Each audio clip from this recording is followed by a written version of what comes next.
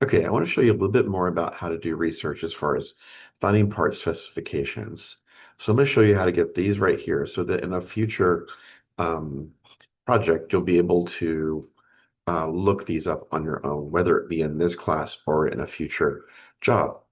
So I have the bill of materials here for you, and we've used this before. It's a lot of parts here.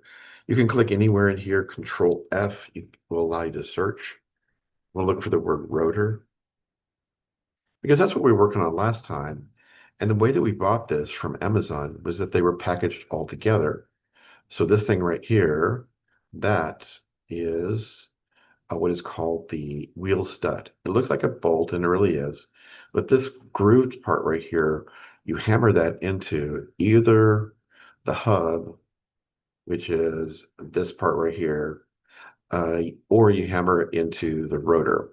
And it looks like based on this picture right here, and the way that this bolt's coming in here, you hammer it into this so that those grooves just kind of grab this metal and they're perfectly, not perfectly, but semi-permanently connected to the rotor. But then these just kind of slide freely around it. So no hammering involved for this part, but on the other side, that's what's happening.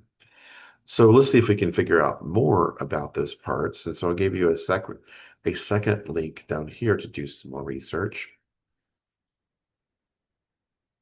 So I'm thinking that I'll give you a future activity, which you're basically doing what I'm doing, and I'm just going to give you um, general information that you can look up.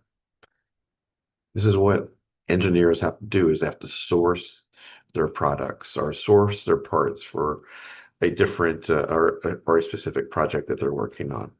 Not always are they this complicated. You see that I'm purchasing a lot of stuff from Amazon, so I guess it doesn't really need to be all that complicated. Okay, so where is the stud at? It's this one right here, number three, and you can see it's a wheel stud. Oh, look at that!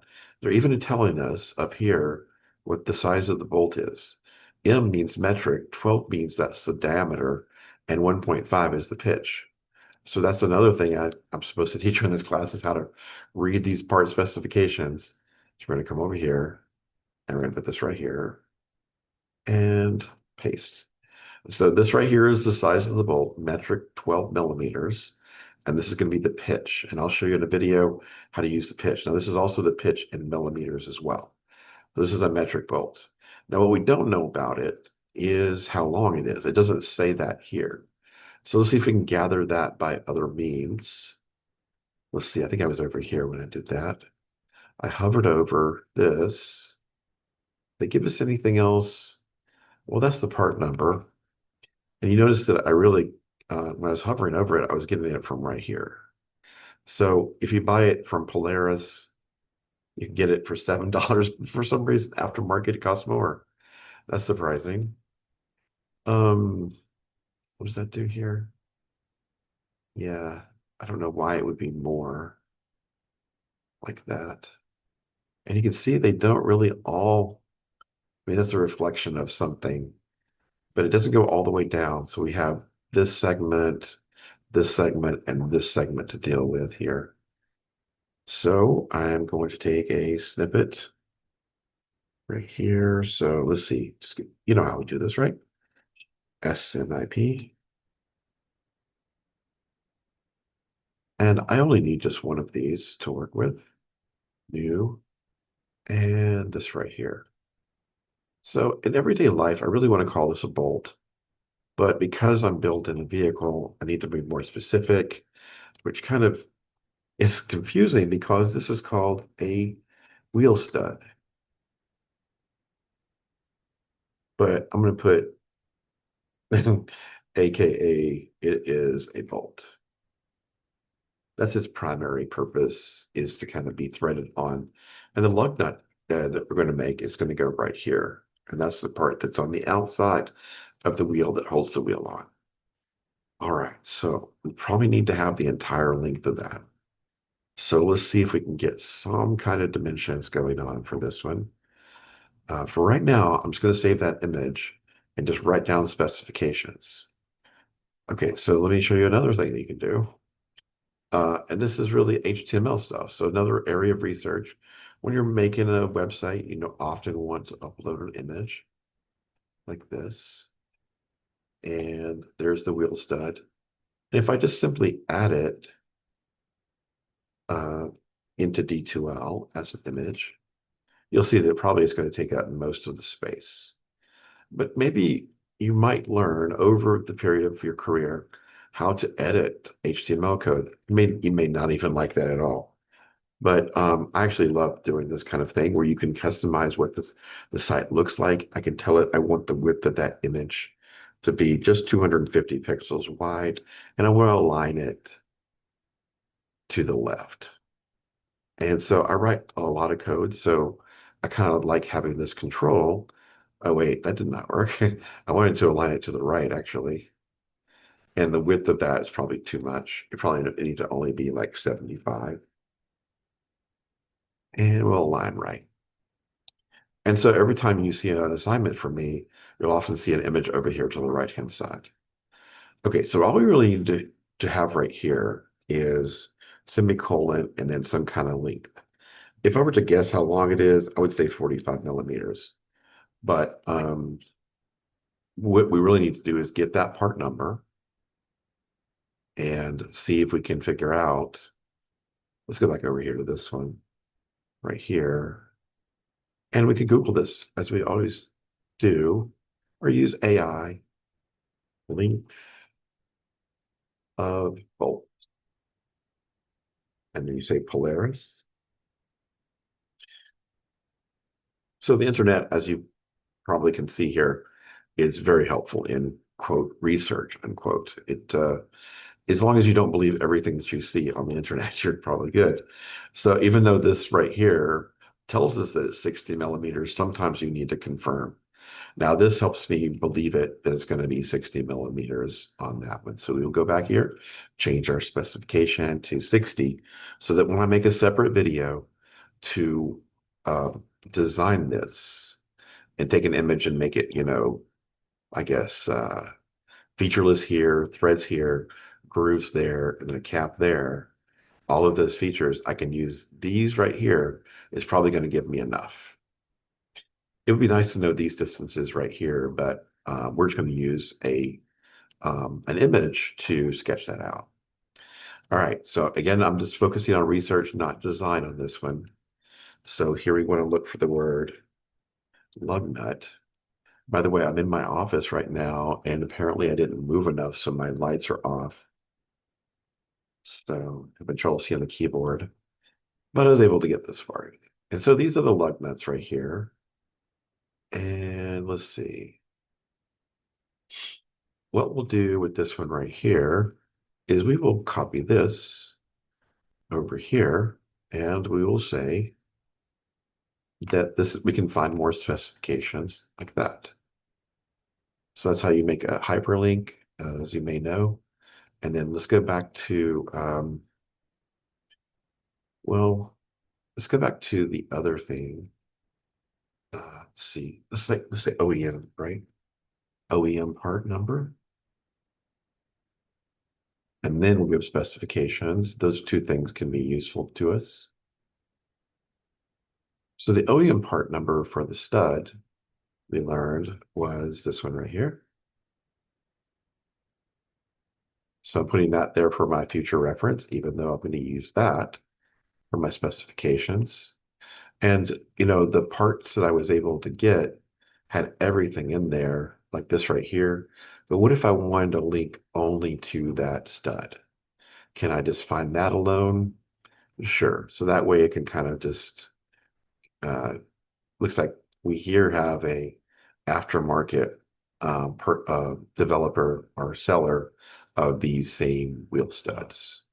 So I'm just going to take that link right there so that you can see it. And I'm going to put it right here. So these are all like for future references, assuming that Amazon carries this for a long period of time. So what specifications do we have when it comes to the lug nut? Well, we don't really see any kind of size right here that I can tell. We got 8 pieces of them, so it's only going to work on 2 wheels. So we need like 16 of them. And I don't really see any size dimensions or anything like that. But we know it has to fit the bolt that is the wheel stud. So we know that the threading has to be the same. It needs to be a metric 12 millimeter diameter thread with a pitch of 1.5. But the length of it, that's what we don't know. So maybe we can go for the OEM part number, then ask Google for just one more bit of information, and then we work on the geometry as well. So let's see what we got here. We want to go and get the OEM part number. So we go up here, and where is that thing at? Should be all the way out there. And you see, I don't really see it out there at all. Okay, so I wonder how I got that from my BOM. Well, somehow I must have got it off of a different image, this one right here. So you see I do a lot of references here. And let's see if we can find that. You see it down here, it's in the wheels area. If I go back up here, and then there's the lug nuts right there, number 5. So you see I can spend a lot of time on this site. That's what you have to do when you're focused on a project for a long period of time. So the OEM part number, okay, let's see if I can remember what it stands for this time. Original manufacturer. Okay, original equipment manufacturer. That's the part number right there. Okay, let's see if we can ask it for some dimensions of this. And we're asking the internet again, our primary tool of research. A little HTML in there. It's a lug nut. We know it's also from Polaris. And what if we said, give us some dimensions? Can we find maybe just a rough sketch of it? And could it come up with something?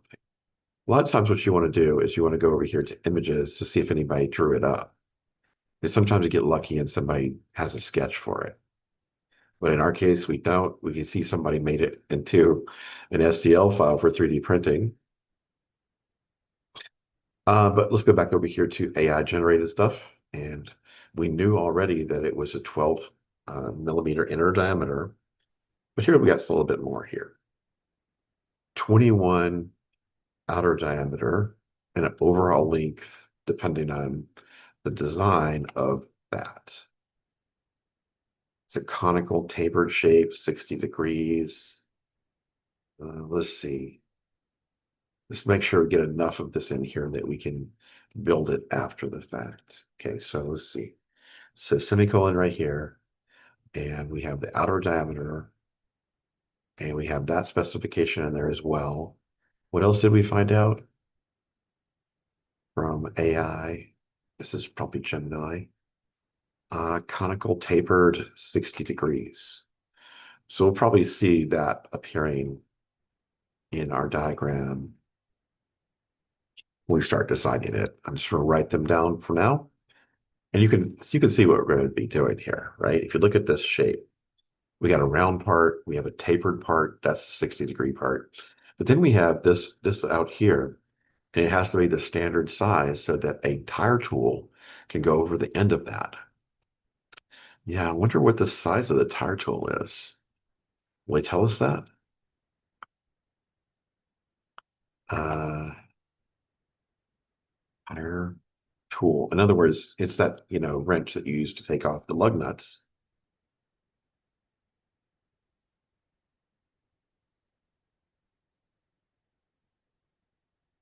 Surprised the AI didn't just pop that out as well.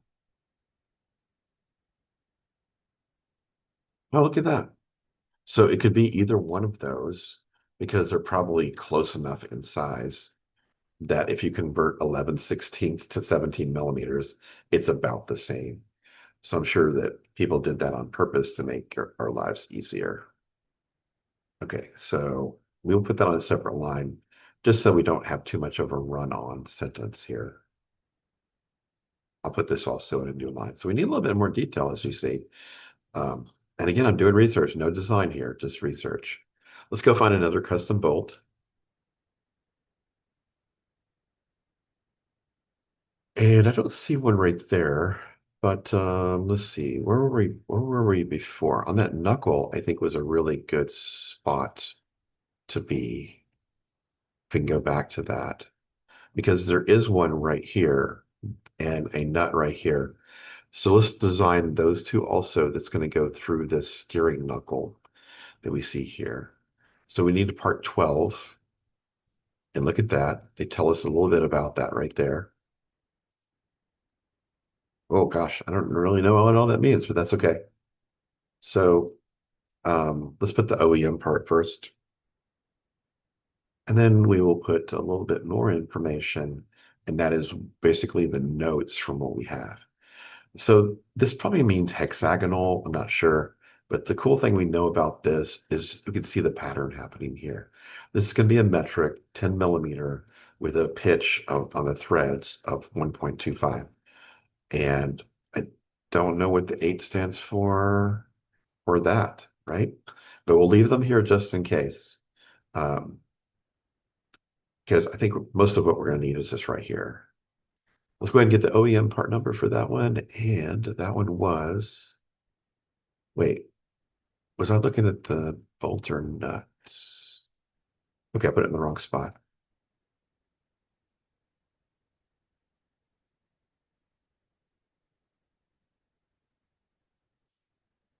That, okay. And so we'll look up a picture of it later on to see that it's probably got some, it probably has a flange right there on it, I would imagine. And so I'll show you what it means by flange if you're not familiar with that word. Okay, we don't need that one. We need that number. 333. I remember the folks, the students in the lab actually looking for this part after we purchased it. If you go to Amazon to look for this, it's probably going to give us a picture. We will use that to design the flange for this thing. It even has like a Teflon piece right here.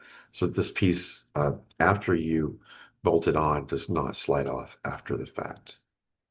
All right, what else we got here? Let's go for that custom bolt.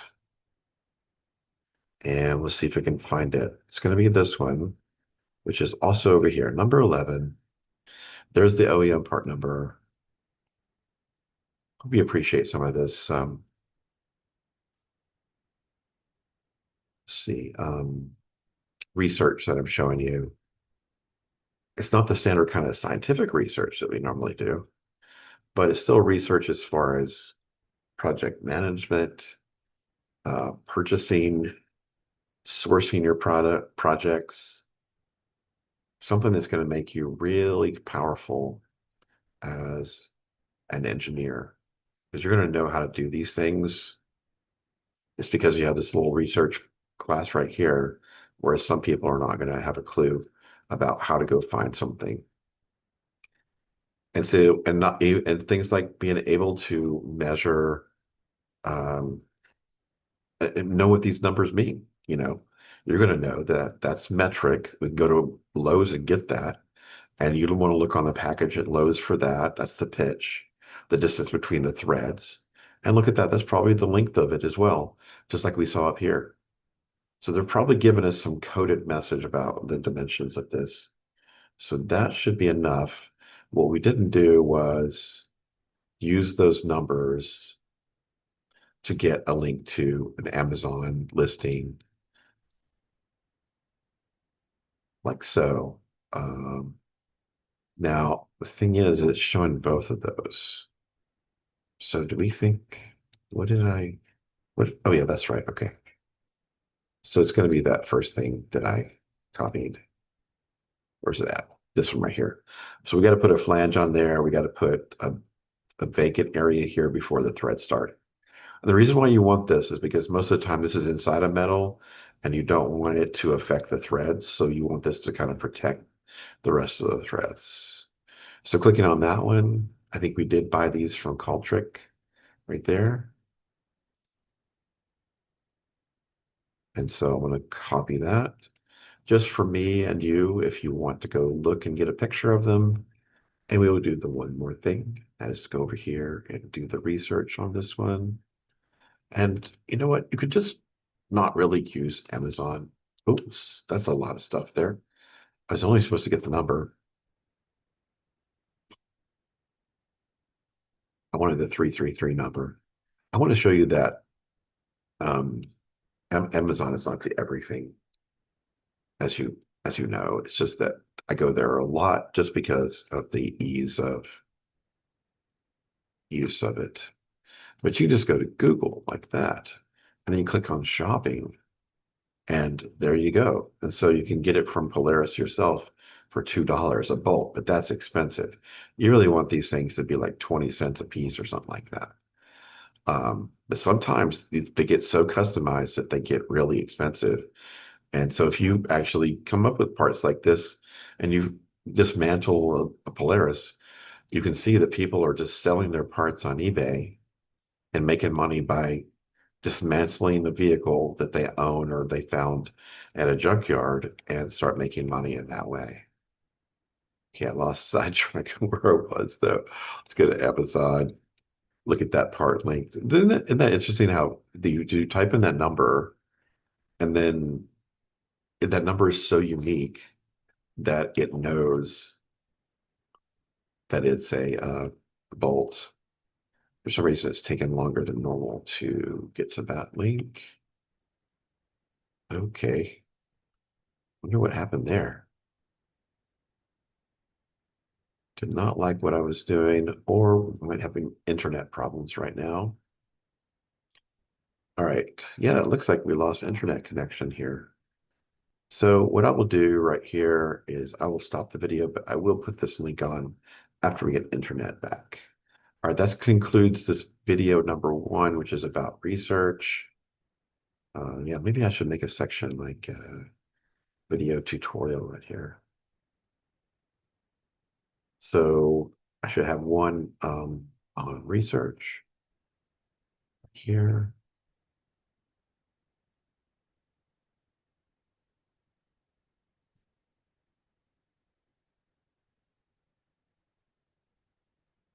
And then design.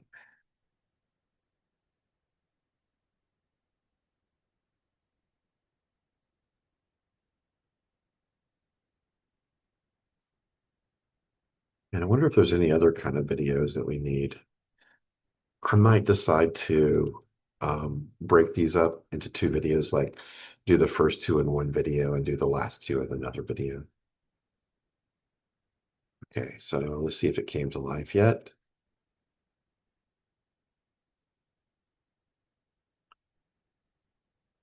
Okay, it did.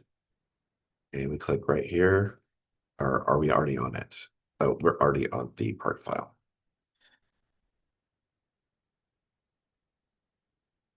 But internet glitch. All right, this concludes the video on research. And now we're going to work on the design part of this uh, 4-part weekly lab. Okay, see you in the next video.